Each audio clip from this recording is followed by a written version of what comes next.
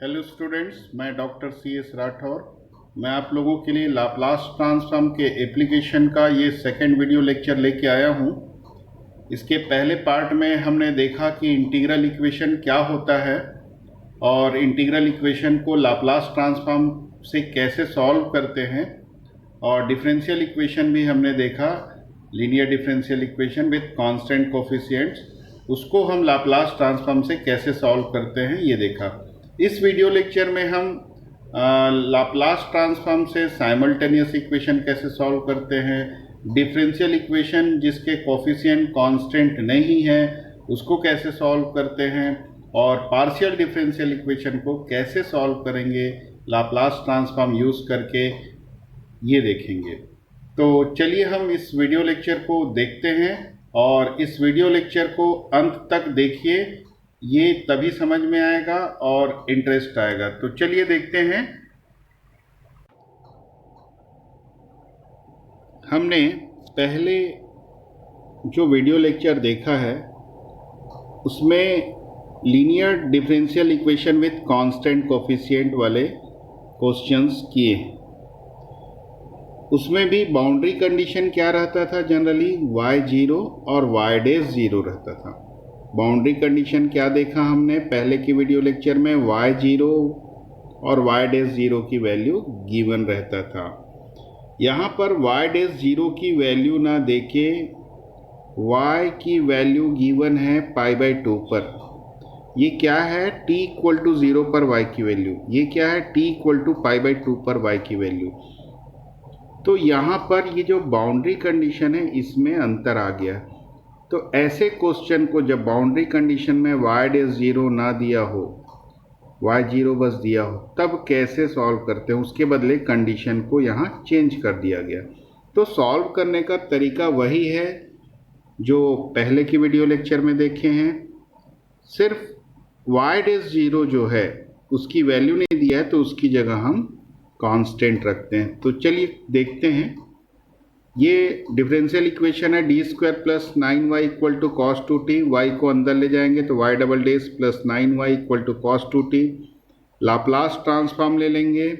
Laplace transform का formula आप लोगों को पता है, ac² ly - sy0 - y'0 9ly = cos 2t का लाप्लास ट्रांसफॉर्म a/ac² + 2² अब हमको y0 गिवन है 1, लेकिन y' 0 नहीं दिया है तो उसको हम एज्यूम कर लेते हैं a।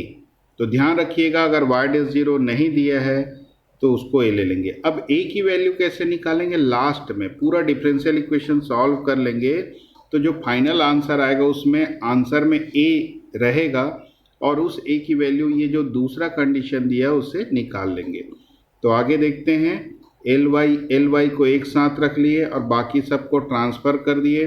ac² + 9 से डिवाइड करके हम इसको पार्शियल फ्रैक्शन में रिजॉल्व कर लेंगे और इसका हम इन्वर्स ट्रांसफॉर्म ले लेंगे। तो इन्वर्स ट्रांसफॉर्म लेंगे तो क्या आ जाएगा, इसका इन्वर्स ट्रांसफॉर्म cos 3t, इसका इन्वर्स ट्रांसफॉर्म sin 3t/3, इसका इन्वर्स ट्रांसफॉर्म cos 2t, इसका इन्वर्स ट्रांसफॉर्म cos 3t, और cos 3t को एक साथ रख लेंगे तो ये इक्वेशन नंबर 1 आ जाएगा। अब यहाँ पे आंसर जो आ रहा है हमारा a के फॉर्म में, और a तो दिया ही नहीं है, तो a की वैल्यू निकालने के लिए जो सेकंड कंडीशन जो अप्लाई नहीं किए हैं अभी तक, इस कंडीशन को अप्लाई करके a की वैल्यू निकालेंगे। ये कंडीशन है t = π/2 पर y की वैल्यू 1, तो हम यहाँ t = π/2 रख देंगे इक्वेशन 1 में, और y की वैल्यू -1। ये जब रखेंगे तो हमको a की वैल्यू 12/5 मिल जाएगा, और इस a की वैल्यू को फिर इक्वेशन 1 में रख देंगे तो ये फाइनल आंसर आ जाएगा। अब देखते हैं ऐसे डिफरेंशियल इक्वेशन जिसका कोफिशिएंट कांस्टेंट ना होकर t या t² इस पैटर्न का रहेगा। बाकी बाउंड्री कंडीशन पुराने टाइप का ही रहेगा, y0 और y' 0 गिवन है। तो सबसे पहला काम क्या करते हैं, जैसे पहले के क्वेश्चंस में किए, लाप्लास ट्रांसफॉर्म ले लेंगे। यहाँ पे बस चेंज क्या आएगा, y" के साथ t का मल्टीप्लाई है, और जब भी किसी भी फंक्शन के साथ t या t² का मल्टीप्लाई होता है तो पहले y' का लाप्लास ट्रांसफॉर्म निकाल लेते हैं, और t का मल्टीप्लाई है तो एक बार डिफ्रेंशिएट करेंगे। और -1 की पावर 1 का मल्टीप्लाई करेंगे। अगर टी स्क्वायर का रहता मल्टीप्लाई यहाँ पर तो इसको 2 बार डिफ्रेंशिएट करते और -1 की पावर 2 लिखते यहाँ पर। ये हमने कॉन्सेप्ट लाप्लास ट्रांसफॉर्म में देखा है, आप लोग को ध्यान होगा। तो -1 की पावर 1 हो गया और इसको 2 बार डिफ्रेंशिएट कर दिए, Laplace transform of y double dash. ये तो वैसे ही रहेगा। यहाँ भी t का मल्टीप्लाई है तो यहाँ t का मल्टीप्लाई है तो यहाँ भी y डैश का लाप्लास ट्रांसफॉर्म निकालें और एक बार डिफ्रेंशिएट करेंगे और यहाँ -1 की पावर 1 का मल्टीप्लाई, तो 2 हो जाएगा, -2ly इक्वल टू 0। अब ये क्या हो जाएगा, Laplace transform of y double dash का s square Laplace transform of y minus S Y zero minus Y dash zero, इसका Laplace transform S L y minus Y zero, इसका भी Laplace transform निकाल लेंगे तो ये आप लोग निकाल सकते हैं। अब वाई जीरो और वाई डैश जीरो की वैल्यू यहाँ गिवन है, इन दोनों वैल्यू को रख देते हैं, वाई जीरो की जगह 1, वाई डैश जीरो की जगह 2, यहाँ भी वाई जीरो की जगह 1 रख देंगे, यहाँ भी वाई जीरो की जगह 1। अब डिफ्रेंशिएट करेंगे तो ये भी इसका फंक्शन है, वाई किसी भी फंक्शन का लाप्लास ट्रांसफॉर्म निकालते हैं तो वो एस के फॉर्म में आता है, तो ये भी इसका फंक्शन, ये भी। तो यहाँ पर डिफ्रेंशिएट कैसे करेंगे, प्रोडक्ट रूल से। प्रोडक्ट रूल से करेंगे तो 2s Laplace transform of y plus S square D by D S of Laplace transform of y। S का डिफ्रेंशिएशन 1, 2 कांस्टेंट है, उसका डिफ्रेंशिएशन 0, ये एस एल वाई माइनस 1। यहाँ पर फिर से प्रोडक्ट रूल से डिफ्रेंशिएट होगा, एल वाई, एस का डिफ्रेंशिएशन 1 तो एल वाई प्लस एस बाहर, एल वाई का डिफ्रेंशिएशन 1 का डिफ्रेंशिएशन 0 और -2 एल वाई इक्वल टू 0। अब हम क्या करेंगे, एक जैसे टर्म को एक साथ, मतलब D by D S L Y यहाँ पर भी है, D by D S L Y यहाँ पर भी है, इन दोनों को कॉमन ले लेते हैं तो बचेगा क्या, 2s माइनस एस स्क्वायर। फिर एस एल वाई और -2 एस एल वाई दोनों को माइनस करेंगे तो क्या आएगा, -एस एल वाई। 1 से 1 कैंसिल, 2l वाई से 2l वाई कैंसिल, ये मिल गया। अब हम एस एल वाई को राइट साइड ट्रांसफ़र कर देंगे और वेरिएबल सेपरेट कर लेते हैं। वेरिएबल सेपरेट करके इंटीग्रेट करेंगे तो इसका आ जाएगा log y log L Y, और इसका इंटीग्रेशन एस कॉमन निकाल के कैंसिल करेंगे, फिर यहाँ से माइनस कॉमन निकालेंगे तो 1/s माइनस 2 का log s माइनस 2, और माइनस जो बाहर निकला है वो रहेगा। और जब भी log log आता है तो कांस्टेंट को भी log ऑफ a ले लेंगे। अब इसको log को सिंप्लीफाई करेंगे तो log of a/s minus 2, anti log ले लेंगे मतलब लॉग हट जाएगा, Laplace transform of y equal to a/s minus 2, inverse transform ले लेंगे तो a e to the power 2t। अब a की वैल्यू निकालने के लिए क्या करेंगे, जो कंडीशन दिया है, क्या कंडीशन दिया है y के लिए, कंडीशन y0 इक्वल टू 1, तो यहाँ t इक्वल टू 0 पर y की वैल्यू 1 रख देंगे। ऐसा करने से a की वैल्यू 1 आ गया और a को 1 रख देंगे तो y equal to e to the power 2t आ जाएगा। तो ये इसका फाइनल सॉल्यूशन हो गया।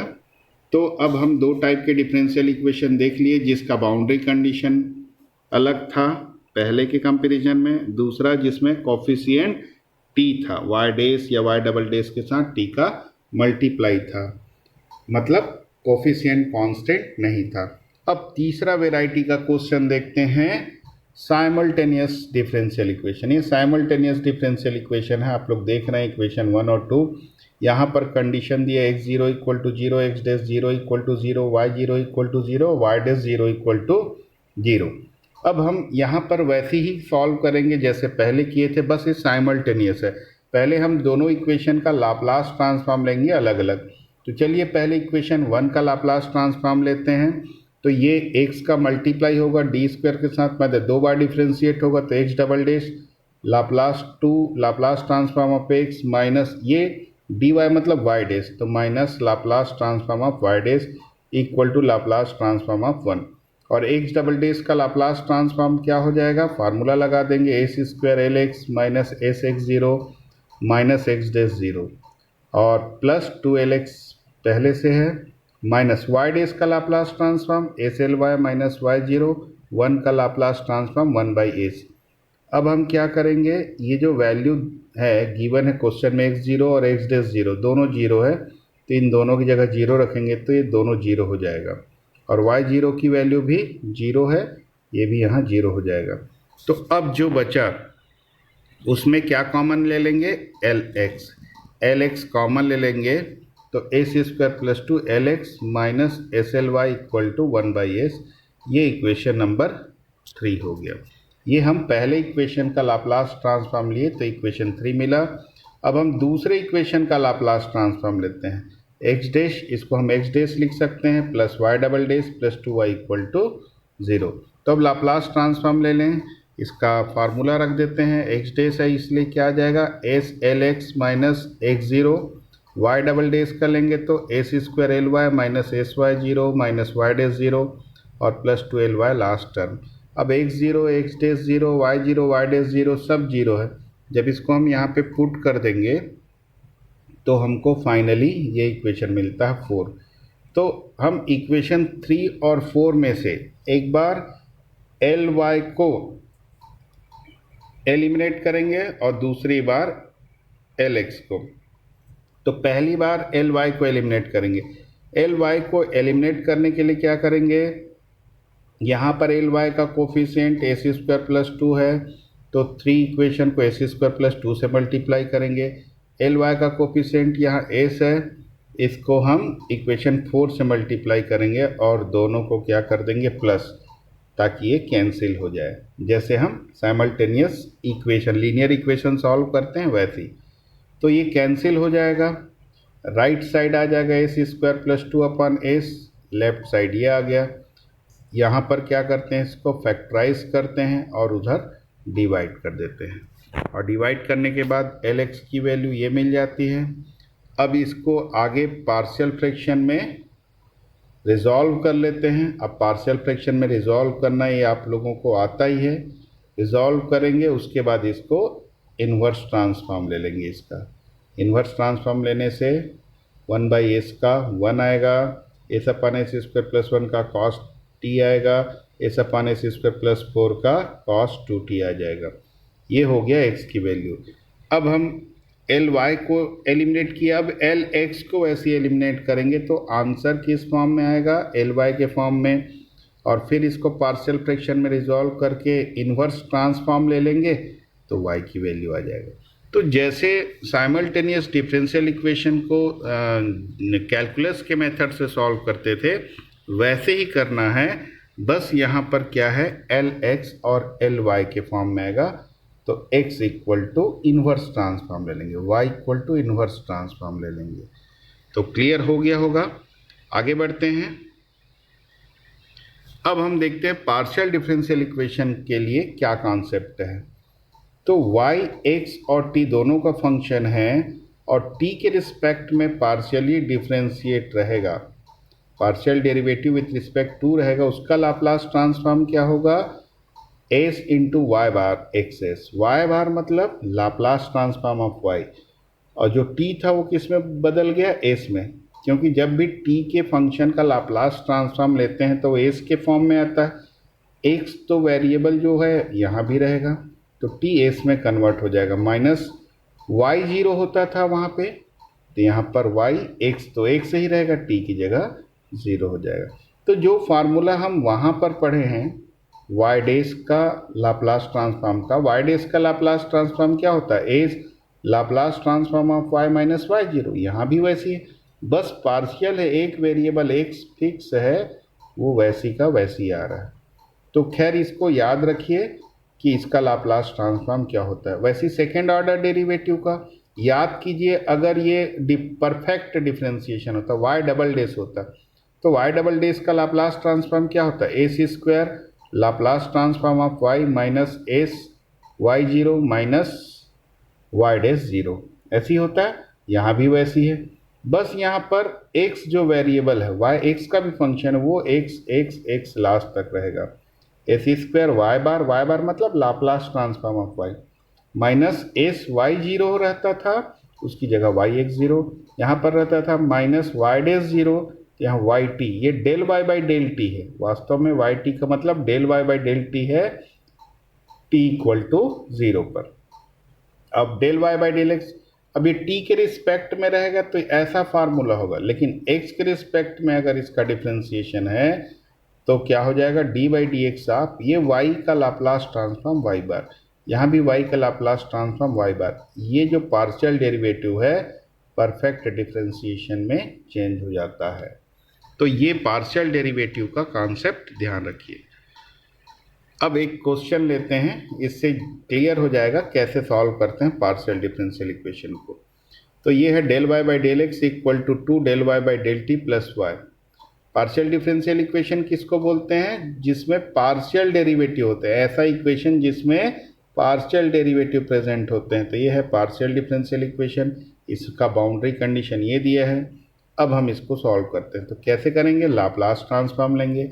जैसे कि पहले के डिफरेंशियल इक्वेशन सॉल्व किए हैं, पहले हम लाप्लास ट्रांसफॉर्म लेंगे बोथ साइड। तो ये क्या होगा? del y by del x का d by D x of y bar, x के रिस्पेक्ट में डेरिवेटिव रहता है, उसका लाप्लास ट्रांसफॉर्म क्या होता है? d by D x of y bar. तो ये हो गया वाई बार माइनस इसका क्या होता है? del y by del T का फार्मूला देख के रख देंगे, y का वाई बार हो गया।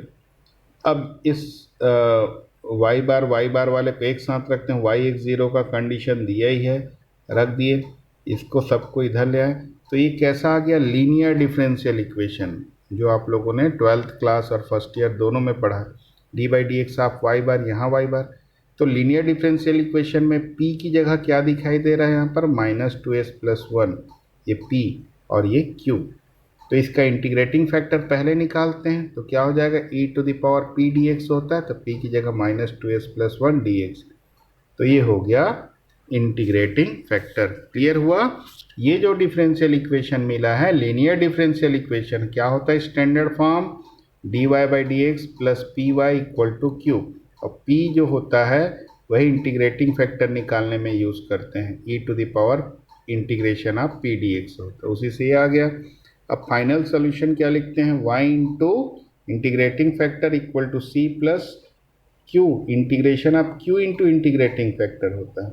तो इंटीग्रेटिंग फैक्टर की जगह ये आ गया, q की जगह ये है। अब बस इंटीग्रेट कर दें इसको, इंटीग्रेट करने के बाद इसको हम डिवाइड कर देते हैं। ये सब काम आप लोग खुद कर सकते हैं, इंटीग्रेशन वगैरह का इजी है। इसको हम डिवाइड कर देंगे, तो ये फाइनल इक्वेशन 2 आ गया। तो ये तो y बार आया। अब y बार मतलब लाप्लास ट्रांसफॉर्म ऑफ y है, इसका जब इन्वर्स ट्रांसफॉर्म निकालेंगे तब हमको फाइनल आंसर मिलेगा। तो सबसे पहले यहाँ पर c अननोन है, इसकी वैल्यू निकालना है। तो इसकी वैल्यू कैसे निकालेंगे? जो दिया है y क्या है? बाउंडेड है x टेंड्स टू इन्फिनिटी पर। यहाँ कंडीशन दिया है, देखिए ये बाउंडेड है। क्या है? बाउंडेड है x ग्रेटर देन 0। x 0 से बड़ा होना चाहिए, चाहे जितना भी बड़ा, t 0 से बड़ा होना चाहिए, चाहे जितना भी बड़ा, x 0 से बड़ा होना चाहिए ना। x टेंड्स टू इन्फिनिटी पर भी ये बाउंडेड है। तो x टेंड्स टू इन्फिनिटी पर बाउंडेड है, तो y बार भी बाउंडेड होगा। जब y बाउंडेड है तो उसका लाप्लास ट्रांसफॉर्म भी बाउंडेड होगा, यानी y बार बाउंडेड होना चाहिए x टेंड्स टू इन्फिनिटी पर। तो x की जगह यहाँ इन्फिनिटी रखें तो क्या होगा? ये 0 हो जाएगा, तो ये टर्म 0। लेकिन यहाँ x की जगह इन्फिनिटी रखेंगे तो e to the power infinity क्या हो जाएगा? इन्फिनिटी। और वैसे में तो y बार अनबाउंडेड हो जा रहा है, तो इसके लिए ये इन्फिनिटी है, तो ये वाला टर्म तो 0 आ जा रहा है सेकेंड, लेकिन ये इन्फिनिटी। तो c को अगर हम 0 मान लें तो ये टर्म भी 0 हो जाएगा, तभी क्या हो जाएगा? बाउंडेड। इसीलिए हम यहाँ पर लिखे हैं कि x टेंड्स टू इन्फिनिटी पर y बार बाउंडेड होगा, और ये तभी पॉसिबल है जब c इक्वल टू 0। अगर c को हम 0 नहीं लिखेंगे तो ये टर्म इन्फिनिटी बन जाएगा और ये y बार को अनबाउंडेड बना देगा। तो ये बाउंडेड कब बनेगा? जब c को 0 रख दे। c 0 रखेंगे तो ये टर्म ही हट जाएगा, और जो बचा हुआ टर्म है x इक्वल टू इन्फिनिटी रखेंगे तो ये तो ऑलरेडी 0 हो जाता है। तो y बार बाउंडेड हो रहा है, इस कंडीशन को सेटिस्फाई करेगा। तो c की जगह 0 रख दिए, तो y बार ये आ गया। अब y बार इन्वर्स ट्रांसफॉर्म ले लें, इसका इन्वर्स ट्रांसफॉर्म लेंगे तो e to the power -2t, और ये आ गया फाइनल आंसर। तो क्लियर हो गया पार्शियल डिफरेंशियल इक्वेशन को कैसे सॉल्व करते हैं। अब आप लोग इससे रिलेटेड क्वेश्चन सॉल्व करिए, क्योंकि मैं लगभग सारे वैरायटी के डिफरेंशियल इक्वेशन और इंटीग्रल इक्वेशन बता चुका हूं। अब आप लोगों के पास जो भी बुक है, जिस ऑथर की भी बुक है, उससे क्वेश्चन उठाइए और प्रैक्टिस कीजिए। और प्रैक्टिस का कोई अल्टरनेट नहीं है, जितना ज़्यादा प्रैक्टिस करेंगे उतना ज़्यादा कॉन्सेप्ट क्लियर होता जाएगा। तो चलिए फिर नेक्स्ट वीडियो लेक्चर में नए चैप्टर के साथ मिलेंगे। Thank you.